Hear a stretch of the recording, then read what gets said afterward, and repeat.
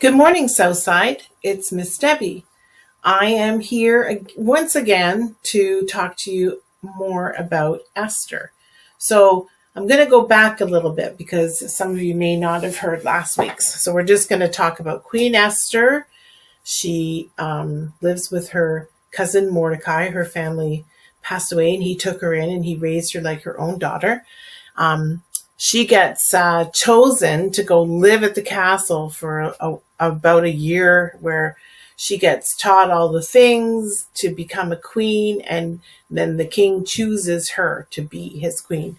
He thinks that she's the most beautiful thing he's ever seen, and she becomes Queen Esther.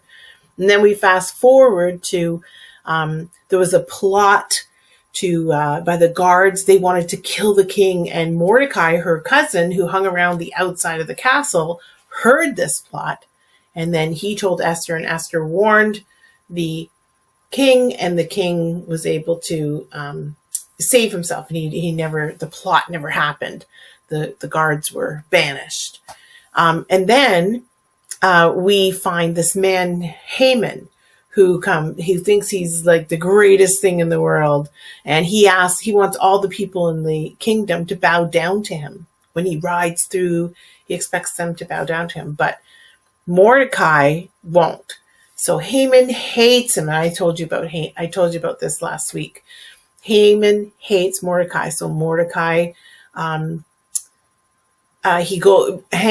goes to the king and says that he wants the king to sign a decree to kill all the Jews because the Jews are terrible, terrible people. And the king does it. He signs it. I don't know what the king was thinking. He just listened to this bad man. Maybe he didn't know how bad Haman was, but he signed it.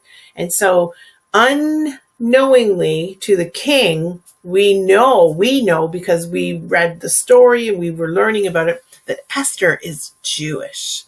So she's a Jew. And if this king signs this decree to kill all the Jewish people and get rid of them all, then that includes Esther, because she's the king, so the queen, and she's Jewish. So the Mordecai goes to Esther and tells Esther, you have to do something because this is going to happen. So Esther comes up with a plan. She goes to the king, and she's very scared because people don't just go to the king. You have to be invited, but she goes. The king's very happy to see her, and she requests that she cook a banquet for him, Haman. Haman thinks it's the greatest thing in the world because he gets to sit with the king, and he's all showy-offy and thinks he's so wonderful because now he's with the king and the queen.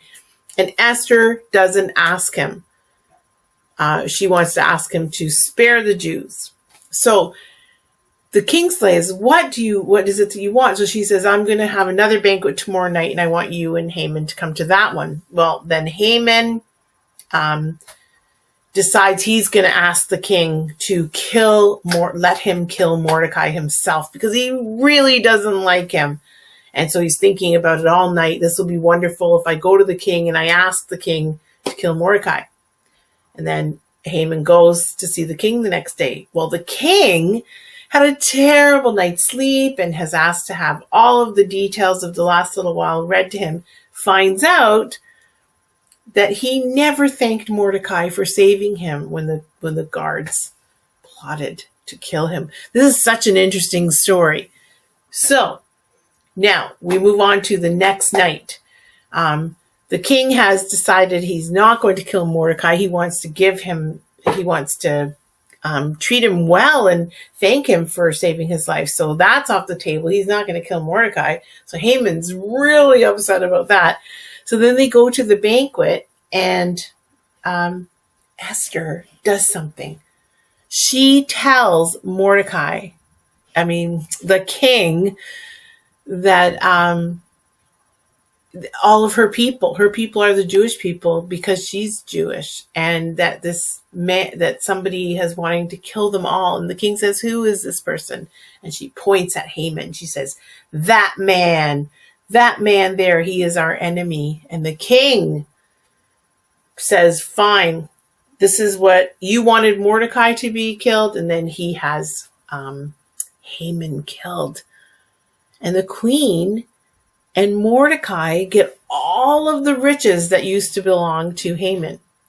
Now, these are this is a huge example of Esther letting her values drive her action. She was really scared to go talk to the king. You're not supposed to just go walk in there, and she did it. And she went and she was having to tell him that she's Jewish. Jewish people were exiled. They were not considered favorable. And she had to admit to him that she was Jewish. She had to do a lot of things. She was very brave, and she knew that her faith in God would get her through.